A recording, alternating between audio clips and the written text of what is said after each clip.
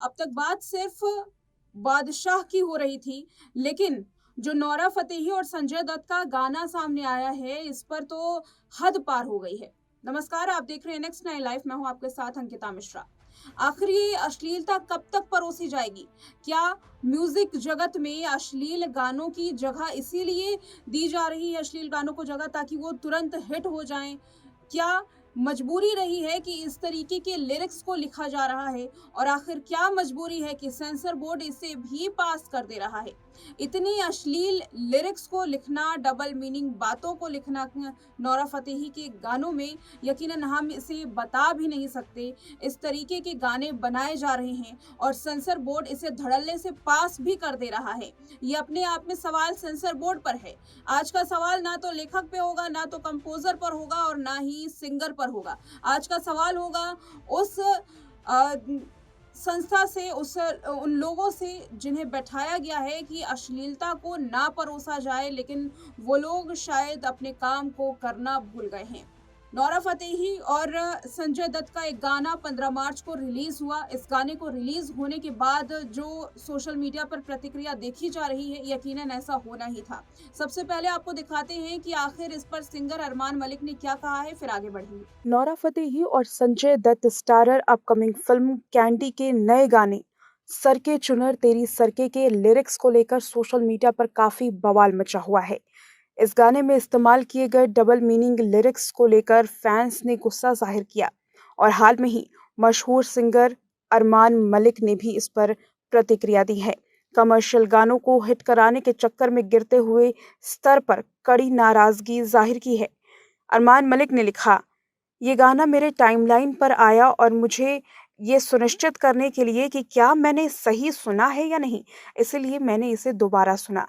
Commercial गानों को hit बनाने के लिए जिस तरह से लोग नीचे गिर रहे हैं, ये देखकर दुख होता है।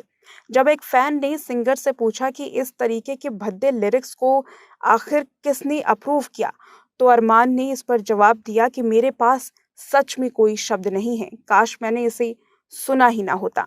अब सवाल सेंसर बोर्ड पर उठाए जा रहे हैं कि आखिर ऐसे गानों को अप्रूव कैसे कर दिया जाता है। विवादित लिरिक्स पर रिएक्ट करते हुए अरमान मलिक अकेले ही नहीं हैं, बल्कि कई लोग हैं जो सेंसर बोर्ड के खिलाफ अब अपनी आवाज उठा रहे हैं और जमकर गुस्सा साफ देखा जा सकता है। एक ट्विटर यूजर ने लिखा कि सेंसर बोर्ड इस तरह के डबल मीनिंग, वल्गर और सेक्सुअल इशारों से भरे नोरा फतेही के गाने को आखिर कैसे पास कर दिया। दूसरे ट्विटर यूजर ने लिखा, आप इसको डांस बोलते हैं? ये भारतीय महिला का अपमान है। महिला को एक वस्तु बनाकर अपनी सारी हदें पार कर दी हैं। आपको बता दें कि सरके चुनर तेरी सरके गाने को लेकर के लगातार विवाद चल रहा है। इस गाने में नोरा फतेही बैकग्राउंड डांसर के तौर पर नजर आ रही हैं। जिस तरह से गाने के लिरिक्स लिखे गए हैं और इसे कोरियोग्राफ किया गया है, उसे लेकर सोशल मीडिया पर लगातार विवाद देखा गया। अब बताते हैं आपको कि आखिर ये गाना गाया किसने है और किस तरीके के गाने गाने के लिए वो जाने जाते हैं, क्या है सिंगर की डिटेल, ये देखिए। इंटरनेट पर मौजूद जानकारी के मुताबिक हिंदी में रकीब आलम ने ये गाना लिखा है। रकीब आलम ने भारतीय फिल्म इंडस्ट्री में विभिन्न क्षेत्रों में जैसे हिंदी, तमिल, तेलुगु, कन्नड़ और मलयालम भाषा में गाने लिखे हैं। उन्होंने ही slumdog millionaire, gangster, maximum, Deepa Mehta की वांटर और अन्य फिल्मों में काम किया है। गाना ऊ बोलेगा या ऊ बोलेगा, सुनिधि चौहान का गाना, सामी सामी या नक्श अजीज का गाना, ए बिद्दा ये मेरा अड्डा और विशाल ददलानी का गाना जागो जागो बकरे, इन सभी गानों को रकीब ने ही लिखा है। जब रकीब से इस गाने पर सवाल पूछा गया तो उनका कहना था कि उन्होंने सिर्फ गाने को ट्रांसलेट किया है, जबकि असली गाना कन्नड़ भाषा में लिखा गया है। सोशल मीडिया पर लगातार संजय दत्त पर भी सवाल उठाए जा रहे हैं। बॉलीवुड के खलनायक संजय दत्त का एक वक्त में जलवा हुआ करता था और आज भी कायम है, लेकिन इस गाने को सुनकर और स्टेप्स देख कर के फैंस अब ये पूछ रहे हैं कि आखिर संजय दत्त की इस गाने को करने की मजबूरी क्या थी? क्या वो इस वल्गर गाने को नापसंद नहीं कर सकते थे? बादशाह ने तो अपने विवाद पर माफी मांग ली, लेकिन ये पहली बार नहीं है। लगातार ऐसे अश्लील गाने फिल्म इंडस्ट्री और म्यूजिक इंडस्ट्री में परोसे जा रहे हैं, जिसकी कोई भी हद नहीं है। नोरा फतेही के इस गाने ने सारी सीमा को लांघ दिया है। दावा किया जा रहा है कि शोहरत पाने का और हिट होने का ये एक शॉर्टकट है, जिसे आज क्रिएटर्स, लेखक, डायरेक्टर्स, कंपोजर्स सभी अपना रहे हैं। तो देखा आपने, सिंगर ने भी क्या कहा है। उनका ये कहना है कि कन्नड़ फिल्म का ये गाना था जिसे उन्होंने ट्रांसलेट किया है। गाना ट्रांसलेट तो हो गया, लेकिन इसके बाद अब सेंसर बोर्ड पर लगातार जो नकेल है ये कसने की तैयारी करने की मांग कर रहे हैं लोगों का कहना है कि आखिर वो लोग क्या कर रहे हैं जिन्हें इस गाने को रिलीज होने से रोकना चाहिए था। आखिर ये गाना अप्रूव कैसे हुआ, कैसे जो लिरिक्स है वो अप्रूव है, इसके बारे में तो कोई जवाब नहीं दे पा रहा है। जैसे कि आपने रिपोर्ट में सुना कि जब अरमान मलिक से ऐसा सवाल पूछा गया तो वो भी चुप हो गए। उनके पास कोई शब्द नहीं था। उनका कहना था कि काश ये गाना मेरी टाइमलाइन में आया ही ना होता। सेंसर बोर्ड को लेकर के तमाम जो प्रतिक्रिया है लोगों के सामने आ रही है, और इसी बीच में ये पूरा जो मामला है वो सूचना एवं प्रसारण मंत्रालय तक पहुंच चुका है। उनका क्या इस पर रिएक्शन आएगा ये देखने वाली बात रहेगी। लेकिन देखिए कि आखिर कैसे नोटिस भेजा गया है, और इस गाने को लेकर के बैन करने की मांग भी शुरू हो चुकी है। सर के चुनर तेरी सर के गाना कैंडी द डेविल फिल्म का है, जो 15 मार्च को रिलीज हुआ था। इस गाने को रकीब आलम ने लिखा था।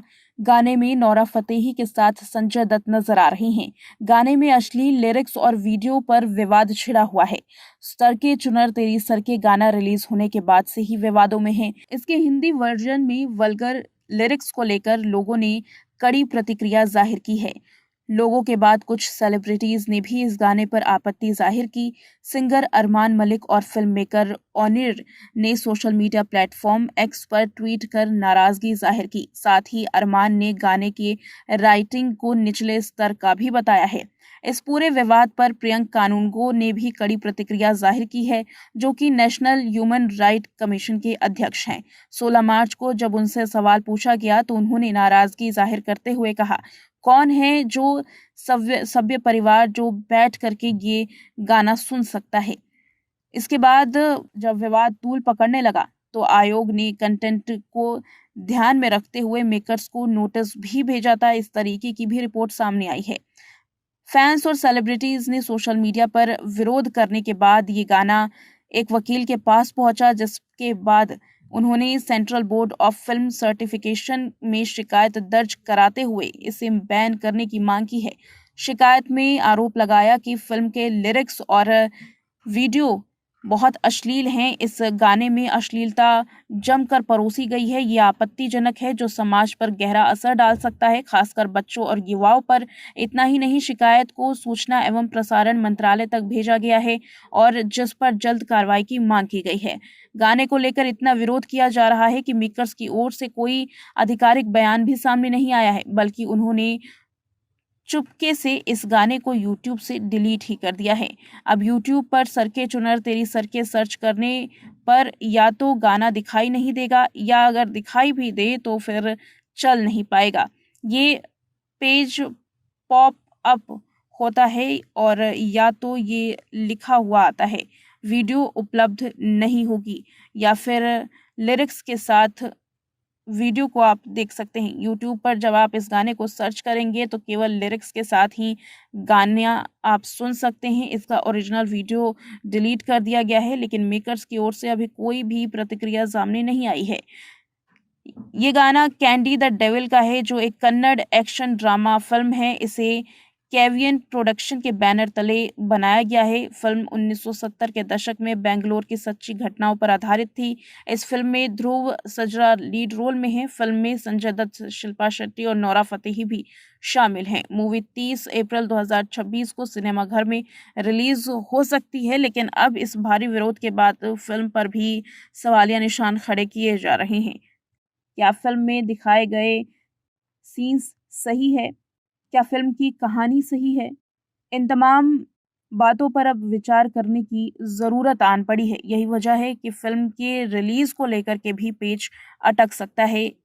फिलहाल ये पूरा माजरा गाने पर शुरू हुआ है। देखना इसमें ये है कि सूचना एवं प्रसारण मंत्रालय और सेंसर बोर्ड क्या कार्रवाई करेगा। अब तक ये गाना सिर्फ सोशल मीडिया के गलियारों में था, लेकिन ज़मीनी स्तर पर भी इसकी जो विरोध है वो देखा जा रहा है। अब तक केवल बादशाह के गाने की बात की जा रही थी। एक गाने की वजह से विरोध का सामना उन्हें करना पड़ा और यकीनन उन पर गिरफ्तारी की तलवार भी लटकी है। लेकिन अब नोरा फतेही और संजय दत्त के इस गाने के बाद ये समझ पड़ता है कि केवल बादशाह ही नहीं, बल्कि वो सारे लोग जो समाज में एक अलग नज़रिया पेश करने की कोशिश कर रहे हैं, उन सब के खिलाफ कार्रवाई जल्द से जल्द होनी चाहिए। इस रिपोर्ट में इतना ही।